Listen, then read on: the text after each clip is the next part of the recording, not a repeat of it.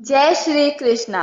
ईश्वर का नाम तथा भगवान का प्रसाद अखिल जगत तक पहुंचने के लिए होता है। इसे जन जन तक पहुंचाने में सहभागी बने। इस चैनल को सब्सक्राइब जरूर करें तथा इस वीडियो को शेयर करें और अपना पुण्य बढ़ाएं। तिथियों की माता चतुर्थी की उत्पत्ति, उनका तप और वर प्राप्ति। श्री गणेश को अत्यंत प्रिय परम पुण्यमयी वरदा चतुर्थी की उत्पत्ति की पवित्रतम कथा मुद्गल पुराण में प्राप्य है। वह अत्यंत संक्षेप में इस प्रकार है।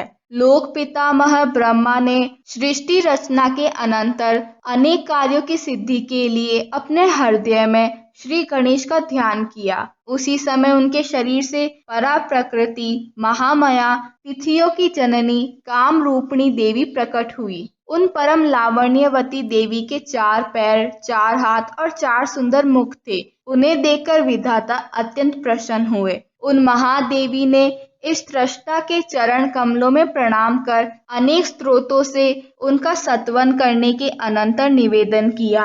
ब्रह्मांड नायक, मैं आपके शुभ अंग से उत्पन्न हुई हूँ। आप मेरे पिता हैं। आप मुझे आज्ञा प्रदान करें, मैं क्या करूं? प्रभो, आपके पावन पद पद्मों में मेरा बारंबार प्रणाम है। आप मुझे कृपा पूर्वक रहने के लिए स्थान और विविध प्रकार के भोग्य पदार्थ प्रदान करें। लोग इस त्वष्टा ने श्री गणेश का स्मरण कर उत्तर दिया, तुम अद्भुत सृष्टि करो। और फिर प्रसन्न मन पिता ब्रह्मा ने उन्हें श्री गणेश का वक्रतुंडाय हुम यह षटक्षर मंत्र दे दिया। महिमामयी देवी ने भगवान वेद गर्भ के चरणों में भक्ति पूर्वक प्रणाम किया और फिर वे वन में जाकर श्री गणेश का ध्यान करते हुए उग्र तप करने लगी। वह अत्यंत श्रद्धा भक्ति पूर्वक दिव्य सहस्त्र वर्ष तक तप करती रही। उनकी तपस्या से प्रसन्न होकर देव गजानन प्रकट हुए और कहा, महाभागे, मैं तुम्हारे निराहार तपश्चरण से अत्यंत प्रसन्न हूँ। तुम इच्छित वर मांगो। परम प्रभु की सुखद वाणी सुनकर महिमामयी माता ने हर्ष गदगद कंठ से उनका स्तवन किया। इससे अतिशय संतुष्ट हुए मूषक वाहन ने पुनः कहा, देवी, मैं तुम्हारे तप एवं स्तवन से अत्यंत संतुष्ट हूँ। तुम अपनी इच्छा व्यक्त करो। शाश्रु नैना देवी ने परम प्रभु गजानन के पावनतम चरणों में प्रणाम कर निवेदन किया, करुणानिधे, आप मुझे अपनी सदृढ़ भक्ति प्रदान करें। मुझे सृष्टि सर्जन की सामर्थ्य प्राप्त हो। मैं आपको सदा प्रिय रहूं और मुझसे आपका कभी वियोग ना हो। स्वीकृति सूचक ओम का उच्चारण कर परम प्रभु ने वर प्रदान किया। चतुर्विध फल प्रदायिनी देवी, तुम मुझे सदा प्रिय रहोगी। तुम समस्त तिथियों की माता होगी और तुम्हारा नाम चतुर्थी होगा। तुम्हारा वाम भाग कृष्ण एवं दक्षिण भाग शुक्ल होगा।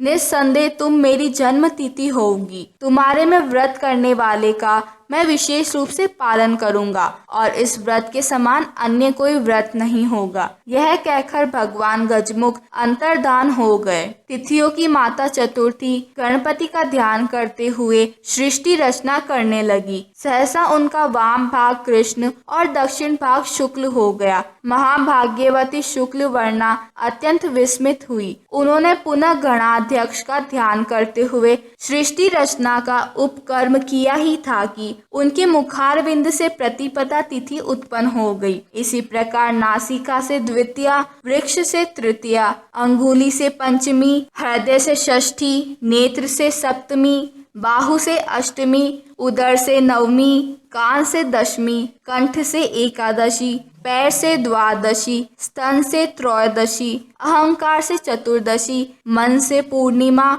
और जीवा से अमावस्या तिथि प्रकट हुई। सभी तिथियों सहित दोनों चतुर्थियों ने भगवान गजमुख के ध्यान और नाम जप के साथ तपश्चरण प्रारंभ किया। इस प्रकार उनके 1 वर्ष तक तप करने पर भक्त वत्सल प्रभु विघ्नेश्वर प्रकट हुए। वे मध्याह्न शुक्ल चतुर्थी के समीप पहुंचकर बोले, वर मांगो। शुक्ल चतुर्थी ने आदिदेव गजमुख के चरणों में प्रणाम कर उनकी पूजा स्तुति की। तदंतर उन्होंने कहा, परम प्रभु गजमुख, मैं आपका वास स्थान हूँ और आप मुझे अपनी शाश्वती भक्ति प्रदान करें। दया में गजमुख ने वर प्रदान किया, तुम्हें मध्याह्न काल में मेरा दर्शन प्राप्त हुआ है, अतएव मध्याह्न काल में शिवादि देवगण मेरा भजन करेंगे। शुक्ल पक्ष की चतुर्थी को मेरे भक्तजन सदा तुम्हारा व्रत करेंगे। जो निराहार रहकर मेरे साथ तुम्हारी उपासना करेंगे, उनका संचित कर्म भोग समाप्त हो जाएगा और उन्हें मैं सब कुछ प्रदान करूंगा।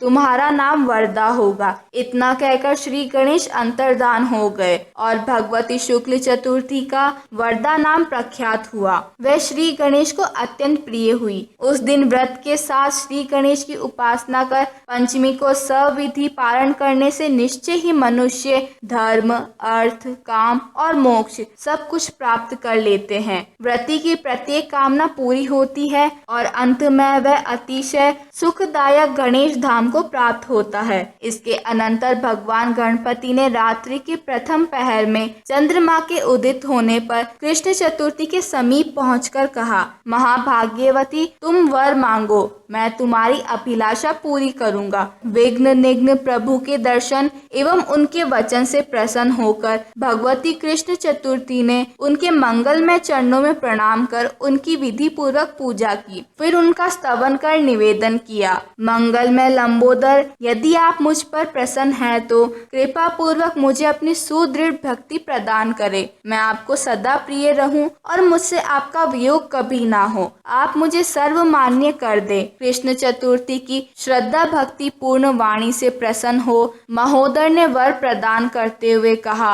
महातिथे, तुम मुझे सदा प्रिय रहोगी और तुमसे मेरा कभी वियोग नहीं होगा। चंद्रोदय होने पर तुमने मुझे प्राप्त किया है, अतः चंद्रोदय व्यापिनी होने पर तुम मुझे अत्यधिक प्रिय होगी। मेरे प्रसाद से तुम उस समय अन्न जल त्याग कर उपासना करने वालों का संकट हरण करो। उस दिन व्रतोपास करने वालों को तुम धर्म, अर्थ, काम और मोक्ष सब कुछ प्रदान करोगी। उनकी समस्त कर्म राशि ध्वस्त हो जाएगी और वे निश्चय ही इस लोक में समस्त सुखों को भोगकर अंत में जन्म मृत्यु के पास से मुक्त हो मेरे दुर्लभ धाम में जाएंगे। संकटहारिणी देवी, निसंदेह मेरी कृपा से तुम सर्वदा लोगों को आनंद प्रदान करने वाली होगी। उस दिन यति मेरा व्रत निराहार रहकर करे, दूसरे लोग रात्रि में चंद्रोदय होने पर मेरा पूजन कर भगवत प्रेमियों की साक्षिता देकर अर्थात उन्हें भोजन कराकर स्वयं भोजन करे। पूजन के अनंतर उस दिन श्रावण में लड्डू और भाद्रपद में दधी का भोजन करना चाहिए। व्रती आश्विन में निराहार रहे, कार्तिक में दुग्धपान, मार्गशीर्ष में जलाहार और पौष में गोमूत्र लेना चाहिए। माघ में श्वेत तिल,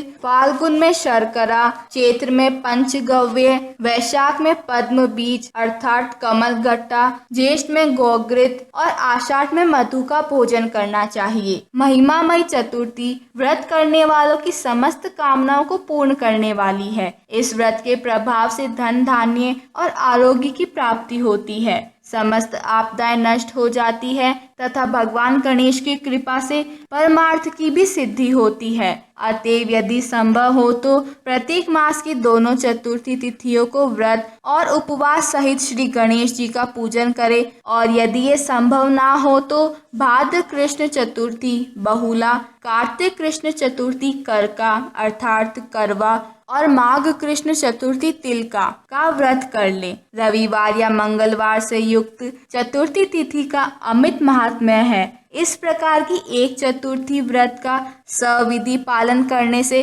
वर्ष भर के चतुर्थी व्रतों का फल प्राप्त हो जाता है। पूर्णमिदम्।